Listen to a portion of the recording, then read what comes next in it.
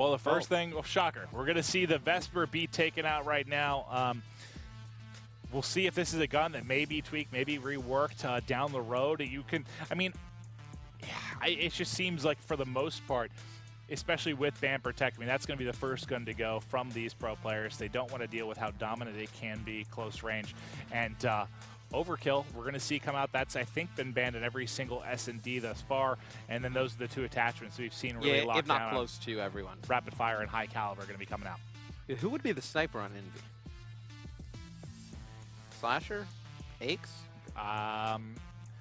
Either one of those two. I haven't seen them scrim really S&D at all. I tell you what, I think it's going to be Slasher. I think Theory last year was pretty underrated in the sniping department. Theory is a very solid sniper. Theory is a very solid I played with sniper, Neslo for a while. He would pull it out a bit, but I don't think he's going to be the guy over Theory. He's the person that's ban and tacticals again, man. Aches has really gotten to him. He absolutely has. And anything that's going to slow down Aches' gameplay, he's just going to be upset. Yep. I'm sure that is a one-way discussion within their team of whether JCAP will ban tacticals them. I don't feel like it banned them. I banned flashbangs. And Slasher, Sharp, last two to pick. They're going to let that clock run down. You're going to see Sharp just get rid of kinetic and stuns. Go out of the way. By Envy, getting rid of all those tacticals. You see Glitch come out of Goon. All right, so we're going to see Glitch being played here. I'd love to see more Glitch. We've only seen it once. I enjoy me some Glitch. What do you think X decides to do here? I feel like I almost see him picking a weapon. No, he didn't, because he's just so confident. He picks like the Annihilator here, but now he's going to go with Vision Pulse. See that coming out for Neslo as well here. Not surprised. I mean, we haven't really seen that many. I was hoping, you know, it's the first night. Everyone's kind of feeling each other out. I was hoping maybe there'd be a little more diversity. All right, these teams have scrimmed before, but you haven't used the same ban and protect like in scrims as you would during a match. No. I mean, sometimes it's just been a specialist draft, or you know they've agreed to different things, so they're trying to practice for certain scenarios. I think as you know we get further into the stage, I think we'll start to see different bans and protects for special teams. Like they'll be able to go back and watch this VOD, and see what happened in other matches and what worked, what they got rid of quickly. And then I think they'll adjust accordingly.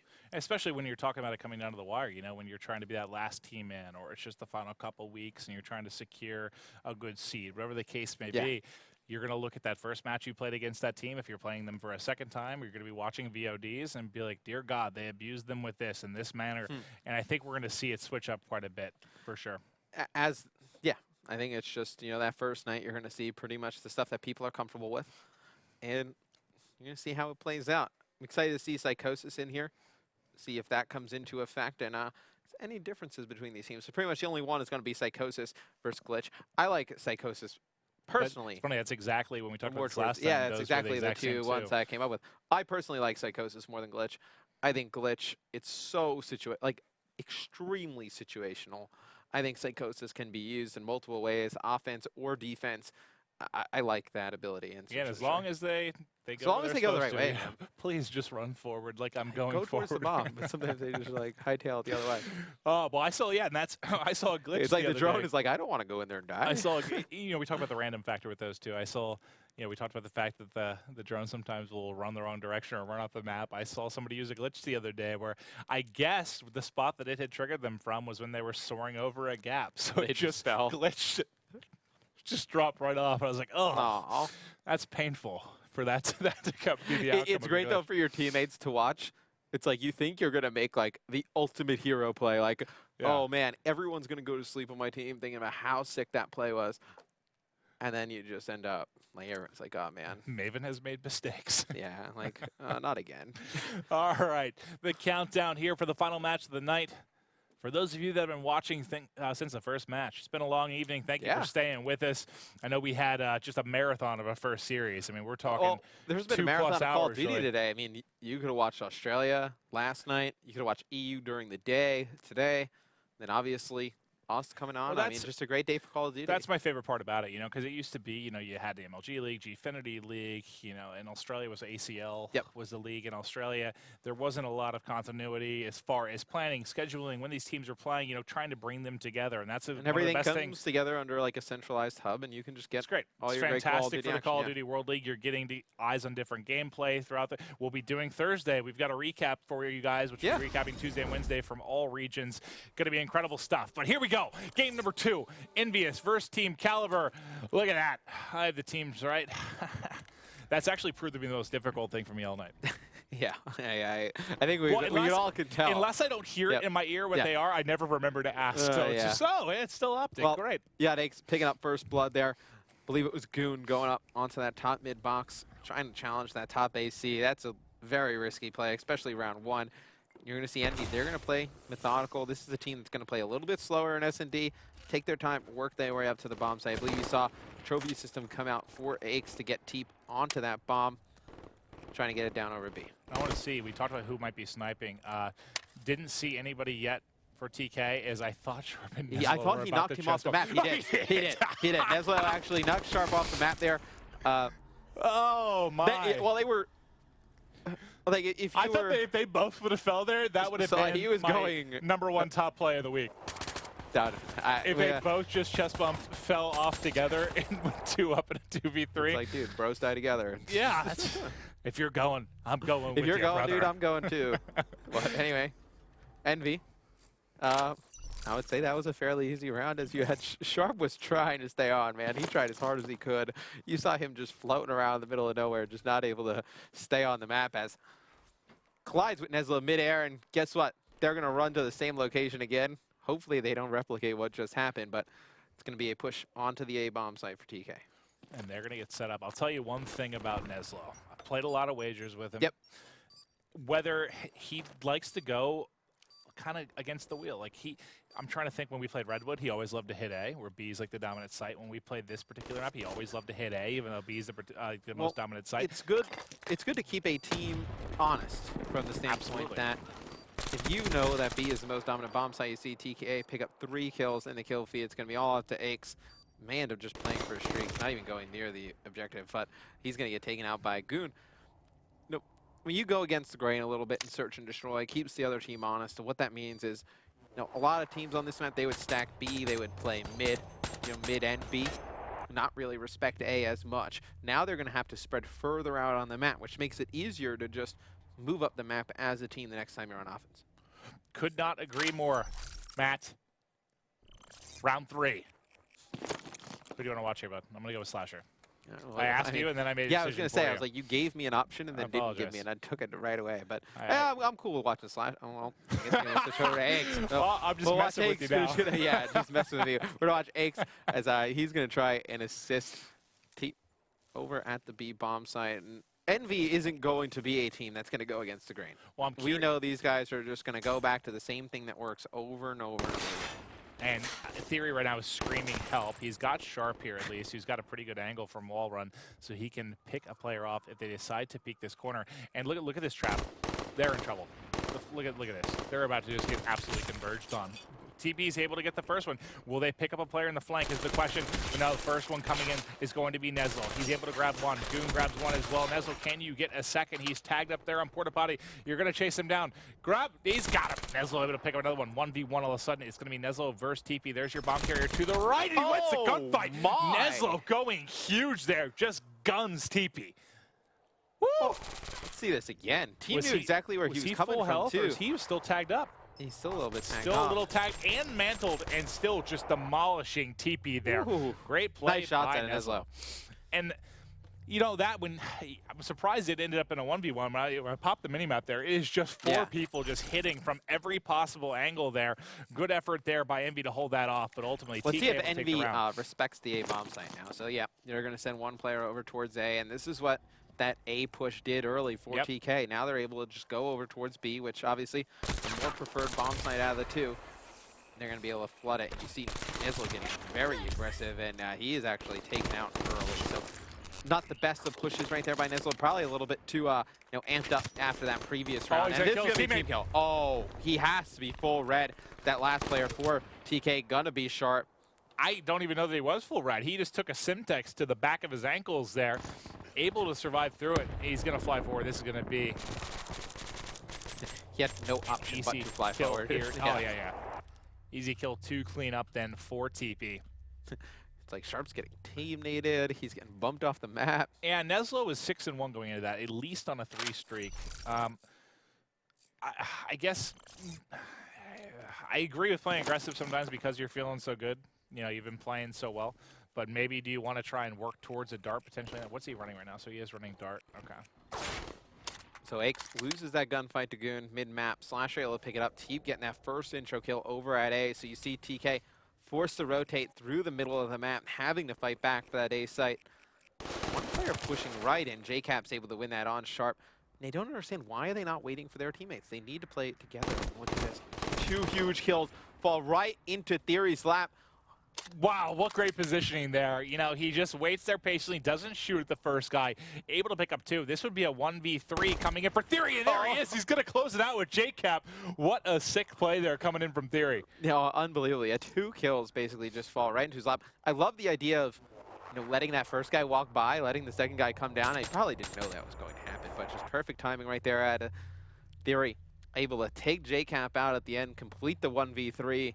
Huge round for TK. 2 of their 3 rounds, they shouldn't have even won, in my opinion. You have the Neslo.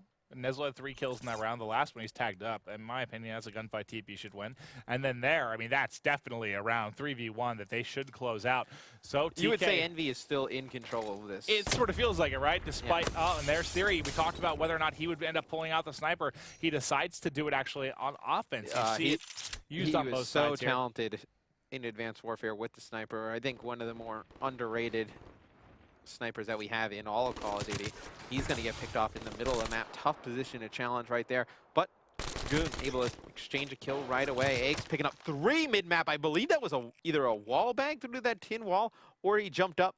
Big kills from Aix working on the ace here. He's going to fire some shots just to get away. A little bit of a panic there. Going to know exactly where Goon is going to be playing from. Can Captain Price finish off the ace here? I'm giving him, it's your time to shine, Patrick Price. Are you able to close it out? You saw him a couple times. Now he is going to decide to wrap back around. Goon trying to work the 1v2. I mentioned 2 out of 3 have been kind of just really good individual plays coming out of TK to take the round. Is Goon able to pull a rabbit out the hat as well? He's going to get caught, but if he would have won that gunfight there on JCap. That gunfight lasted a little bit longer than I would have liked to if I was an Envy fan, yeah. But they do tie it up 3-3. And we'll take a look. I want to kind of go in and take a look at some of the perks these guys are running in classes so you can get an idea at home what some of the popular ones are. It's not surprised to see Blast Suppressor and Dead Silence combined on that. Sometimes you're forced, obviously, to pick one, depending specifically usually on attachments you're going to be running on your gun. But let's take a look. Flak Jacket, Afterburner. And that's so the only player actually running Afterburner on this side is going to be Slasher. So he's kind of your mobility guy right now. And then as far as the bomb carrier goes, I'm assuming he's going to have flak. He does have flak. Yep. I would hope so. Now they're going to throw some EMPs onto the bomb. Check if anyone's there. And I believe that one player doesn't get called out. So it's JCat popping his psychosis, but was Neslo there able to take him out? They have no idea Slasher was there, but it does not matter. Neslo wins the gunfight. Neslo's been winning many a gunfight when it comes to kind double of pause right now. One-on-one tough fights. Yeah, he's 8-4, carrying a Sharp right now that's struggling a bit. He's 1-5 here. Neslo not able to take that one, but it is going to be Sharp able to clean up TP from behind, extend the lead out to 4-3, and we've got a potential here for another one going the distance. This was TK's strength back in Black Ops 2. Their S&D play. I mean, this is what this team is known for. These 4 guys work great together in Search and Destroy. Would expect them to win most of their S&Ds throughout Stage 1. Envy, as we said, they're going to play a little bit of a slower-paced S&D game, more methodical, not going to be as aggressive as we see. Some of the guys on TK, especially Neslo, just gets really aggressive right towards your base. Not going to see that as much out of the side of Envy. Well, Neslo pushed up a bit. Sharp is trying to keep them honest. Down at the bottom of your screen, you'll see him over at A, trying to see if anyone tries to flank through. Because usually, you know, if you're not putting any pressure towards A, it's somebody trying to push right through and flank pretty early. But you'll see it's just two players kind of top mid map. Who's controlling top mid right now? It's going to be Slasher and Aches, just locking it down here. Look at this angle Aches has able to see into A. Nothing really going on. Both teams playing relatively just feeling each other out really right now is what it seems like. Nezlo finally says, screw it, I'm planting the bomb. I'm tired of playing slow. He's going to get forward. Now who's trying to look over this? You have JCap down below. Aches is still watching top broken, but this player that's coming from behind here is the one that's going to be in position to get some kills. Maybe it's Sharp, but not able to. He's going to get called out there. It's going to be Aches able to pick him up. And just like that, you're going to find Goon all by himself. Bomb's down. He's stuck inside the room. He's going to get pushed, and that's going to be Fuse coming in here for Slasher. Oh, is he going to leave it for Teep? Yep, looks like. See, I think they're searching for. Yeah, probably looking trophies, for trophies. Slasher makes more sense. He's got a few more points to go with it. Yeah, they were searching for trophies. All right, so he's going to be able to take this one. It's going to tie it up here, 4-4. Now, do we have anyone? I just want to hop through and see if there's anyone that's going to be close, potentially closer to streaks right now. But with the HC out, I mean, it's kind of getting to that dart can be difficult. Yeah, and even if you get the dart, it might not even be that useful. I mean, we saw what happened in the phase match. The Tatch, right, uses the dart. They all go A. Nothing really came out of it. They lose that round 11. So offense on Envy. You think we maybe see an A push? Haven't seen anything thus far. And there it is. Nice call, Matt. As you'll see, they're trying to push forward. Look at this balanced effort. Basically, everyone right around 6-6 for this team. Absolutely even when it comes to the slaying department. They looked like they wanted to push through A, but then all of a sudden you see JCap right back. He wants to check to see if there's a push. And there is a push, JCap, too, yes. But they're able to push through. Theory picks up that kill. They know there's no pressure really coming towards B right now. Let's see if they can get this bomb down. I love the way TK played that. They went towards B. They knew nobody was over there with two players, not just one, just kind of darting in alone. Two players, they actually pushed all the way through, got to that second hardpoint room, and even if that first player dies to JCap, that's one they're going to be able to trade out pretty easily. I could not agree more. It's just, what do you do right now if you're Envy? You're kind of pinned in around A, mid-map control, B control, everything's going the way of TK right now. You're just trying to pick up a kill here, see what you're able to do. And it seems like, Hakes was right around one. Not able to challenge that guy. Does he use his vision pulse this round? Well, this actually would have been a perfect opportunity. He had two players hiding behind walls right in front of him. He's going to get caught. I know there's not a lot of time left. You don't want to use it necessarily, but that actually would have been a pretty good opportunity. He would have seen three players right in front of him. And all his teammates are relatively close to they're able to trade it. I mean, Slasher picked up one, same with Teep. You call those players out, you're able to make a pretty good Well, I was kind of wondering, by playing so slow, I was wondering if they were kind of waiting for that to fill up, right? Let him get his vision pulse, see if he can make a play. As slow as they were playing that round, it kind of seemed like they were trying to save for something there. But they are going to drop. TK going to be up 5-4. Now, they do not want this to go around 11. I feel like every time I talk about TK going to round 11, it never goes their way when we talk about LANs or league matches. You'd like to see it go their way. I would. I definitely would like to see TK get on the board with round 11. Now, the question is, Nezlo going to check this corner? He's got it. Nope, he just leaves it. You got to check your corner, specifically that one. Bombs down too. And that's a corner you're going to sit in time and time again. But Goon going to be in a 1v4. We'll see what he's Goon's able had to a do fantastic game. 10-6. He's going to get cut down well from Slasher. Going to go to a round 11. Is this our third round 11 of the day? Yeah, I believe so. I want to see who is in what kind of situation specialist-wise. I believe Ache still has Vision Pulse. You got Goon with Glitch. Do we have anyone else with any specialist abilities? I'll hop through these early, Matt. We'll take a look as soon as I'm able to.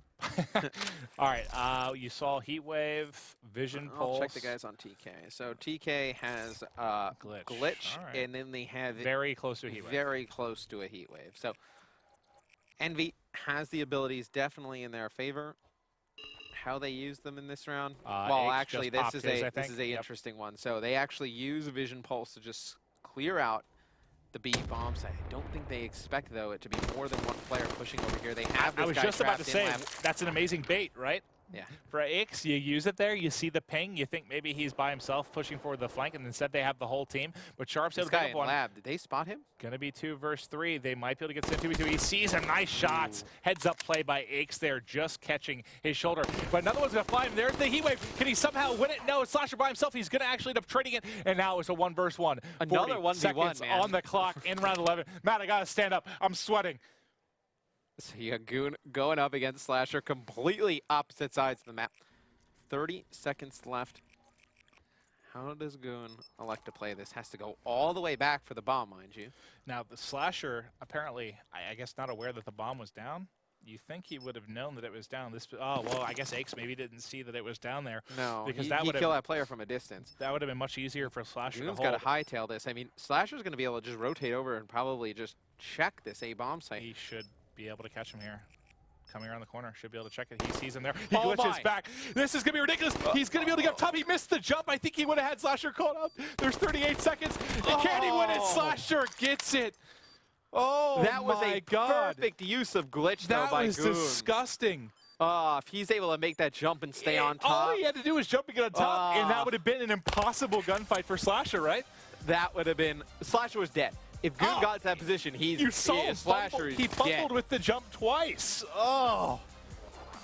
Dude, what did I say about TKs in round 11? And I like I'm the sorry, decision by TK Goon fans. to challenge there right away. I mean, you know where Slasher is, right? You don't want to let him get away, get to a better position. You had him kind of dead to rights in that corner, but he just wins the gunfight, and Envy takes a 2-0 lead, taking that round 11. Now that